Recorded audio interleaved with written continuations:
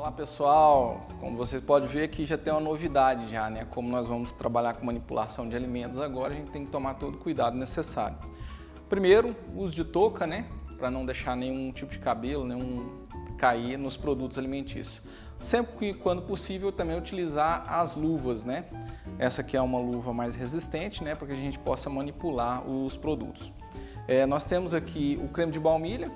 Aqui ele é conhecido como creme confeiteiro ou creme de baunilha, né? Não importa a marca pode ser qualquer um produto, mas desde que venha ou creme de baunilha ou creme confeiteiro aqui. É um produto que a gente faz dois tipos de produto. Um é o creme da rosca, né? Essa parte amarela que vai em rosca e sonhos.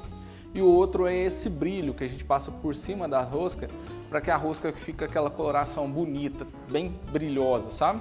E com o mesmo produto a gente vai fazer dois tipos de coisas. Aqui tem uma diversidade muito grande, né? Com a água a gente vai fazer a geleia de brilho.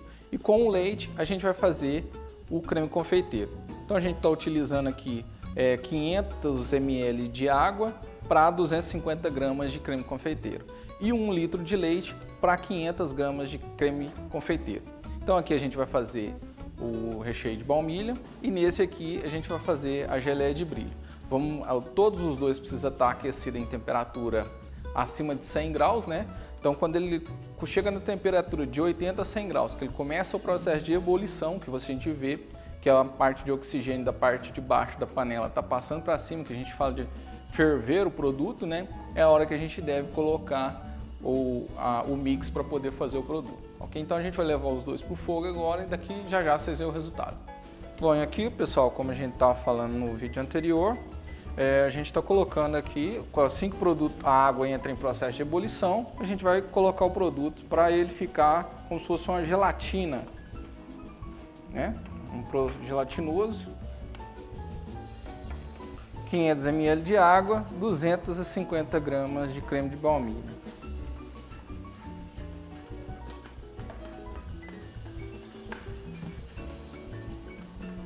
Ligado.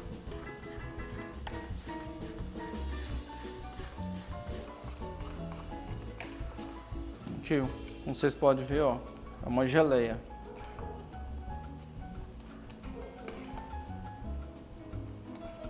Bom, e como a gente tinha relatado, né? Aqui está o leite em ponto de ebulição, ó, né? Ele está em torno aí já no processo de ferver, ó.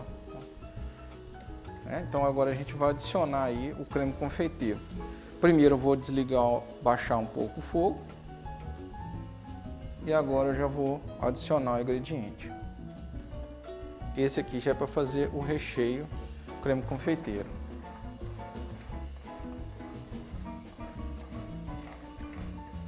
Esse é aquele que a gente vai decorar as roscas, passar por cima da rosca. A gente vai rechear sonho. O sabor dele é o baunilha. Ele tem essa coloração amarelada. Vendo o jeito que é prático e rápido de fazer? É um produto que ele já vem industrializado, né? E aí ele tem uma certa quantidade de amido e gorduras, que assim que você coloca ele no leite fervendo, a cadeia de amido desses produtos junto com a gordura abre e você tem essa definição. Então ele vira aí uma papa, né? Um produto já... Então já vou desligar o fogo aqui. Porque assim que ele já chega na temperatura ideal, ele já está pronto para usar. Agora é só esperar esfriar. Quando ele esfriar, ele vai ficar mais denso ainda, né? E aqui esse vapor que você está vendo subir é ele perdendo a água, né? Então, por causa da temperatura, a água está evaporando. Porque quanto mais a água evaporar aqui, mais firme ele vai ficar, né? Então agora aqui o produto já está pronto. Nós vamos deixar ele esfriar para a gente utilizar ele na rosca. Bom, pessoal, então aqui a gente vai dar a sequência no processo aqui da massa doce. É uma massa intermediária, né? É uma massa utilizada para fazer principalmente rosca, né? Então a gente vai colocar aqui todos os ingredientes. Aqui já tem 3 kg de farinha de trigo, né? E a gente vai colocar mais 2 kg de farinha de trigo lá, totalizando 5 kg de farinha de trigo, né? 5 kg de farinha de trigo, né? A gente vai colocar agora 15 ovos. Esses ovos já estão quebrados aqui. né? O ovo é sempre bom a gente tomar esse cuidado com ele, de estar quebrando ele antes e separando ele no ambiente, para quanto menos a produção, a indústria tiver contato com a casca de ovo, melhor, né? Então a casca de ovo, por mais que esse ovo seja lavado e tudo mais, é bom a gente estar quebrando ele em um espaço separado, próximo da pia, onde tem condição de estar higienizando a mão e os produtos. E já trazer aqui para cá ele já separado, né? O ovo quebrado. E outra coisa também que auxilia bastante é que não vai ter aquele perigo de você estar deixando aquele pedacinho de casca de ovo indo para a massa, porque normalmente quando a pessoa não tem muita prática, a casca de ovo ela sempre vai descer para o fundo. Então você quebrou o ovo, colocou ele aqui, na hora que você vai utilizar o ovo, a casquinha, aqueles micro pedaços de casca de ovo já vai ter descido para o fundo e você vai conseguir visualizar. Coisa que você não vai visualizar se você estiver quebrando em cima da massa, né? Então é sempre bom quebrar antes e deixar separado. A gente vai colocar 600 gramas de açúcar, né?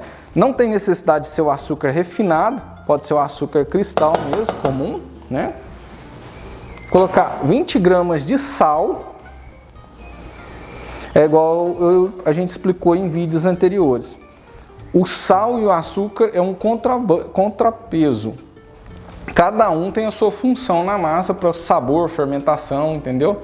Cada um aqui tem a sua peculiaridade.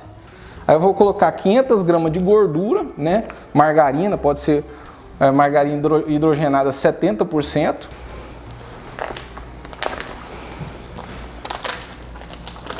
Então é um modelo de gordura, né? A gordura que a gente está colocando aí para estar melhorando. Eu vou adicionar inicialmente 1,5 litro de leite. O leite que eu estou utilizando já é um leite que estava na geladeira, gelado. Por que o leite é gelado? Para auxiliar na temperatura, para a massa não esquentar muito. A massa doce não é uma massa que esquenta muito. Mas assim, se a gente colocar tudo numa temperatura ambiente, sem nada para auxiliar o processo ali de atrito da massa ali, ele vai causar algum dano se eu deixar a massa esquentar. O que eu vou fazer agora? Vou inicialmente misturar todos esses produtos. Agora eu vou misturar esses produtos.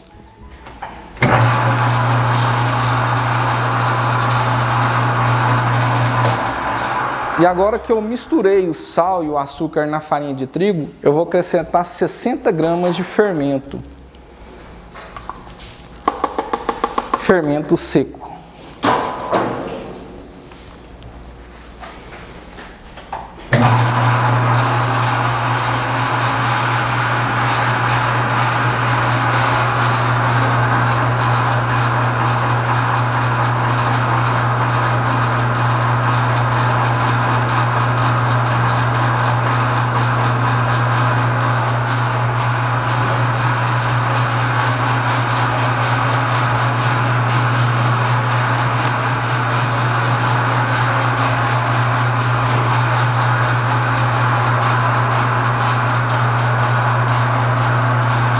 Bom pessoal, então aqui para começar a massa doce eu vou estar colocando óleo na mesa para que a massa não pregue na mesa. Então eu vou jogar uma leve camada aqui de óleo, tanto na balança quanto na mesa, né? Aqui, então a massa já está praticamente no ponto de véu. Vou estar tirando aqui, né, para a gente poder fazer uma análise. Vou ignição, bater.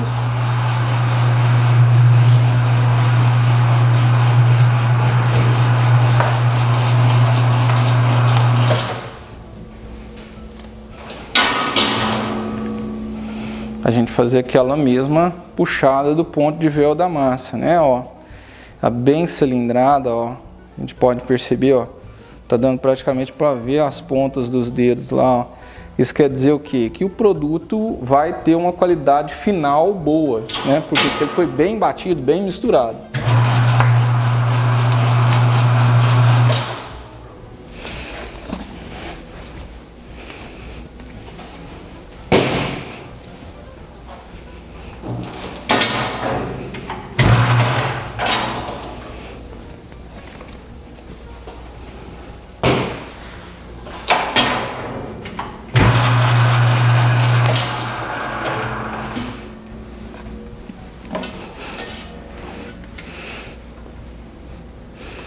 E nessa massa aqui a gente vai fazer um teste de fermentação. O que é um teste de fermentação? A gente vai estar trabalhando com alguns modelos de rosca, de vários modelos aqui. E como a gente está fazendo um curso, um módulo curso, eu não posso deixar essa massa fermentar para trabalhar ela. As outras massas elas vão ser folhadas, elas não podem estar fermentadas. Então parte dessa massa eu vou ficar trabalhando com ela em cima da mesa, parte dessa massa eu vou guardar ela na geladeira, porque a gente já olhou a respeito do processo de fermentação, e o processo de fermentação é o seguinte: quando eu chego na temperatura de até 10 graus, o fermento ele adormece, então ele vai adormecer um pouco e não vai fermentar, então eu vou colocar ela na geladeira. Você coloca na forma de bolo, coloca na geladeira para nós? Pode ser aquela de bolo. Bom, pessoal, então aqui eu vou cortar ela em partes de 1 kg, né? 1 kg, porque o modelo de rosca ele é menor realmente, né? Ele é um modelo menor de rosca, né? Então eu vou fazer alguns modelos de rosca aqui para a gente poder estar trabalhando. Vou fazer as tradicionais, né? E as...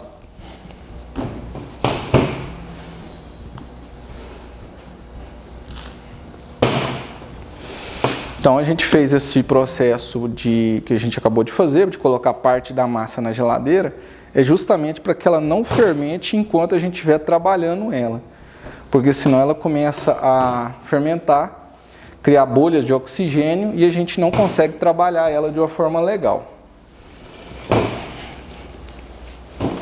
Essa técnica de parar a fermentação da massa, ela é usada até mesmo para o congelamento.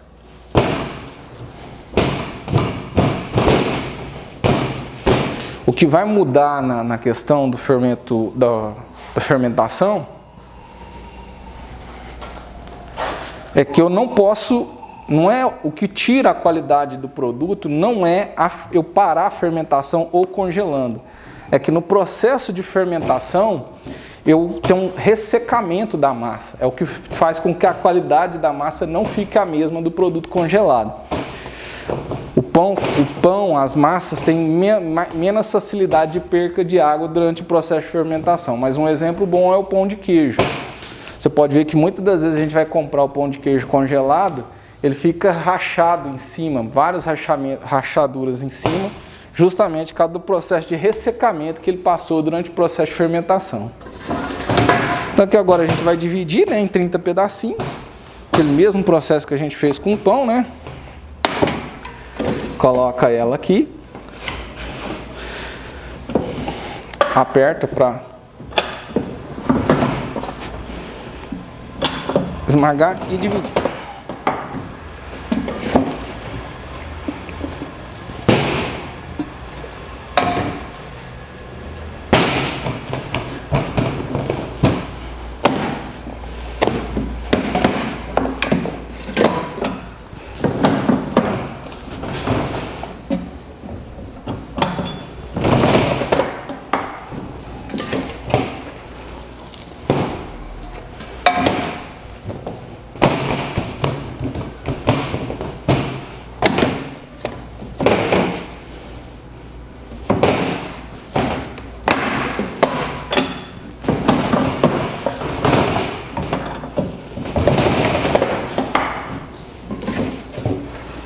Então, a mesma sequência que a gente fez com os pães, a gente vai fazer com a massa de rosca. A gente vai abrir ela um pouco. Bom, pessoal, então aqui a gente vai continuar dividindo a massa, né? O César já está aqui modelando ela de forma que ela vai descansando, né? Ela vai descansando, porque quando a gente vai... A massa, a gente já estava falando isso a respeito do treinamento das massas no pão francês. Quando eu termino de bater ela, que ela sai da maceira, as cadeias de glúten estão todas rígidas, porque ela estava sendo esticada. Então, quando eu tiro ela aqui, que eu ponho ela na mesa, eu não posso já chegar e modelar ela de uma vez. Por quê? Porque ela vai rasgar. Então, esse processo aqui a gente chama de descansar da massa. Que é a hora que a gente deixa ela dar uma descansadinha, que as cadeias de glúten dela acentuam e a gente volta a trabalhar ela. Então, César está ali fazendo o processo que a gente chama de pavio. Tem muita gente que não utiliza esse método, mas é um método que faz com que a rosca cresça melhor, com qualidade, que ela fique mais em pezinha. Demora um pouco mais, né? Mas a gente garante a qualidade do processo do produto que está sendo fabricado.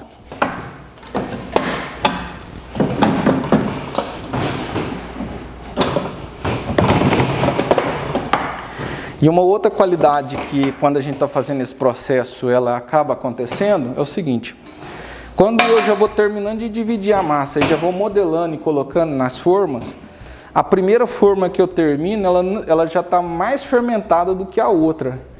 E quando eu termino a última, ela está menos fermentada. Então a gente vai ter um pequeno deslize, porque uns produtos vai ficar maior do que o outro na hora que estiver assando. E dessa forma aqui não, a gente está trabalhando toda a massa ao mesmo tempo.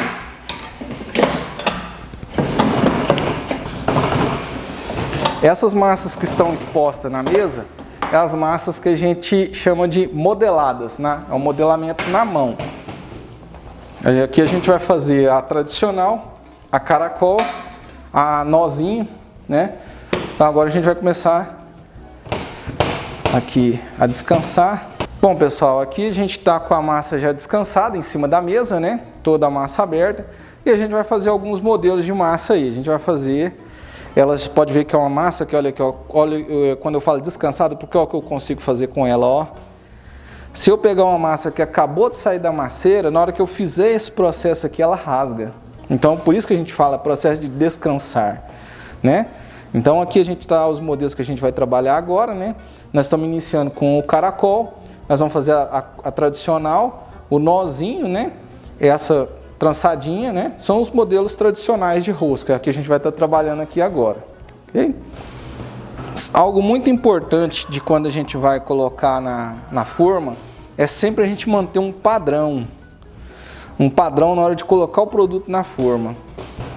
O mesmo padrão que eu coloco, igual aqui, eu vou colocar 5 rosquinhas aqui por 4 aqui, sempre mantendo o mesmo padrão.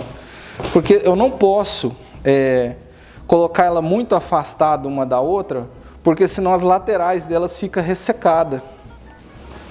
Se eu colocar ela muito afastada da outra, de forma que na hora que assar ela fique afastada, eu vou causar um ressecamento na lateral da rosca. Isso é muito ruim para ela. Então o que eu vou fazer? Eu coloco ela mais próxima. Quando eu for assar, o calor do forno vai assar por cima e por baixo. E não vai ressecar a lateral do meu produto.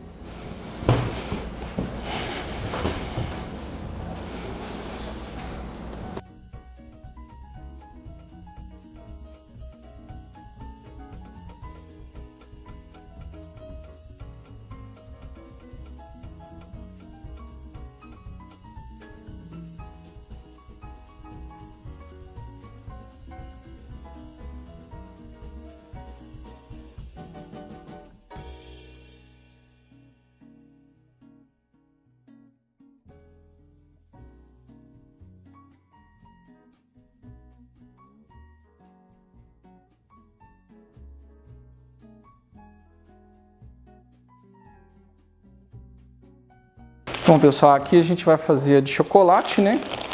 E a tradicional. Então aqui o de chocolate a gente vai jogar gotas de chocolate, né? Aquele chocolate granulado.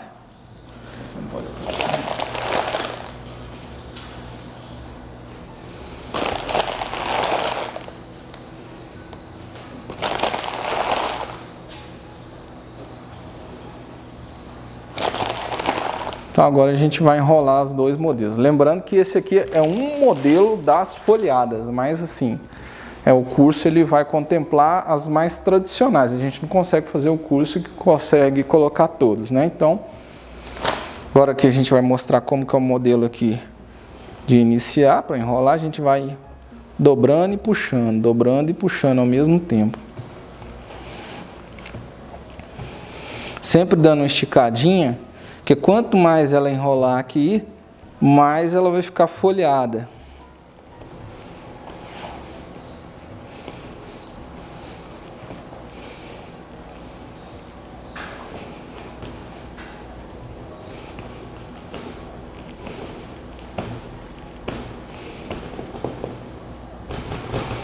Aqui alguns grãozinhos de chocolate. porque eu fiquei muito próximo uma da outra, né? Então acaba acontecendo mesmo.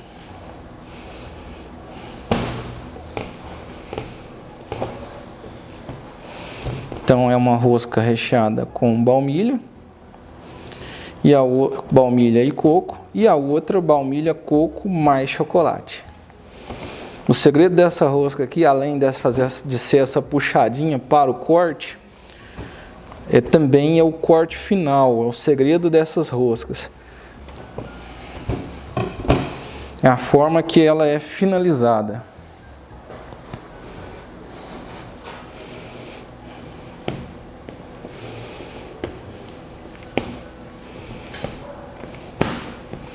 A gente vai puxando e enrolando, puxando a massa e enrolando ao mesmo tempo.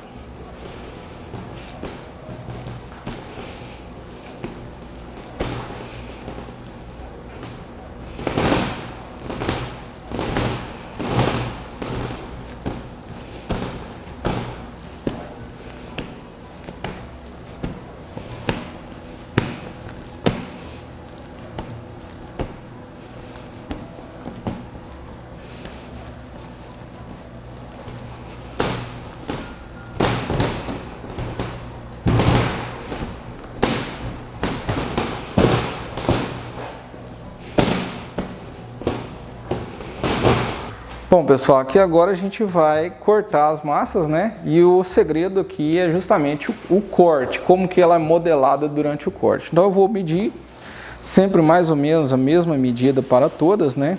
A gente vai achar uma forma de medir. Ela, na minha forma de medir, é mais ou menos 2 dedos acima do palmo da mão.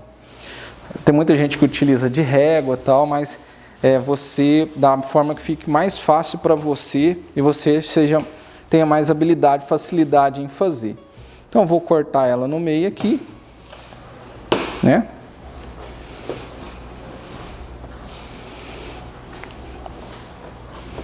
Corte bem no meio, tradicional.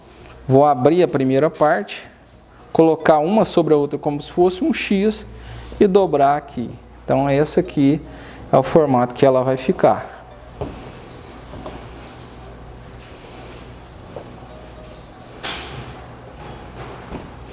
Um formato de rosca recheada Prestígio.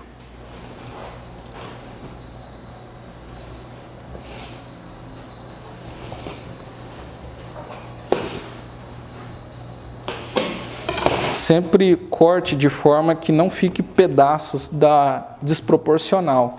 Sempre você vai conseguir mesclar. Como aqui não foi feito com cilindro, alguns ficam mais grosso do que o outro, porque a massa ficou um pouco mais grossa em algum determinado local. O que eu vou fazer? Eu vou pegar essa que está mais grossa e dividir com a que está mais fina, para não influenciar em uma rosca ficar maior do que a outra.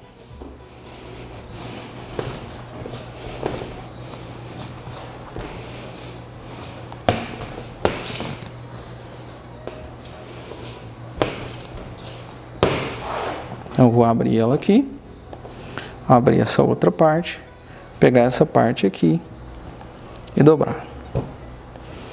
Lembrando que eu sempre, quando eu vou colocar, eu coloco essa parte do coco para cima.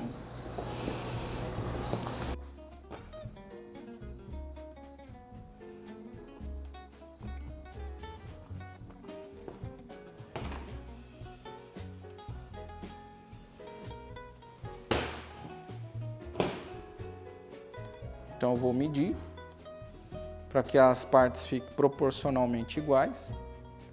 Aí eu vou ter aqui 5 roscas, né?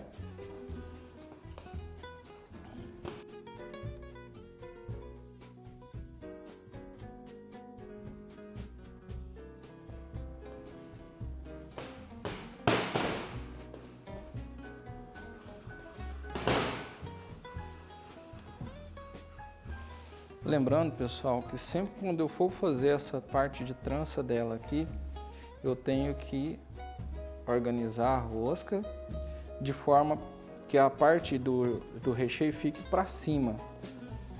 Sempre dessa forma. A parte do recheio para cima.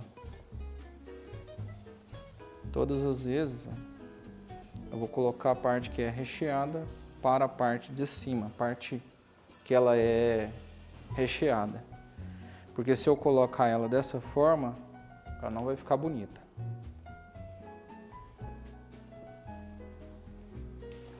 Essas são um dos modelos das folhadas, né?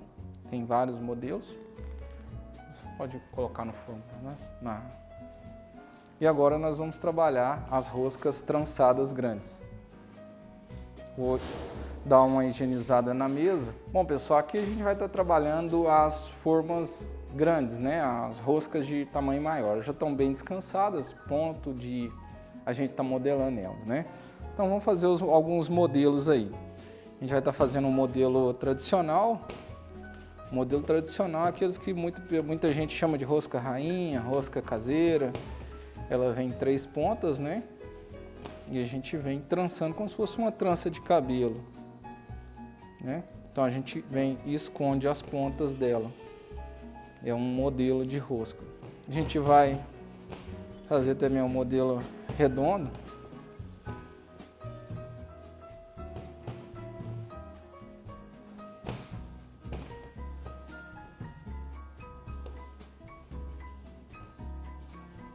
Que é esse modelo.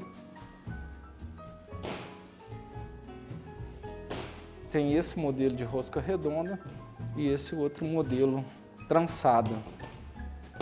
Um é trançado e o outro é só enrolado. Essa aqui são tranças maiores. Então eu venho e faço várias tranças, como se fosse uma trança de cabelo mesmo, né? E depois venho e emendo as 2 pontas dela. Essa aqui é a rosca redonda trançada, né? Diferente dessa aqui, que é aquela só enrolada. Essa aqui. Então nós temos a trançada e a enrolada. Fazer mais uma daquele modelo de trança.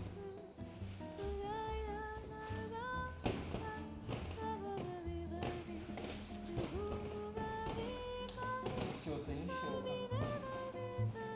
Não cabe mais nada nesse cartão.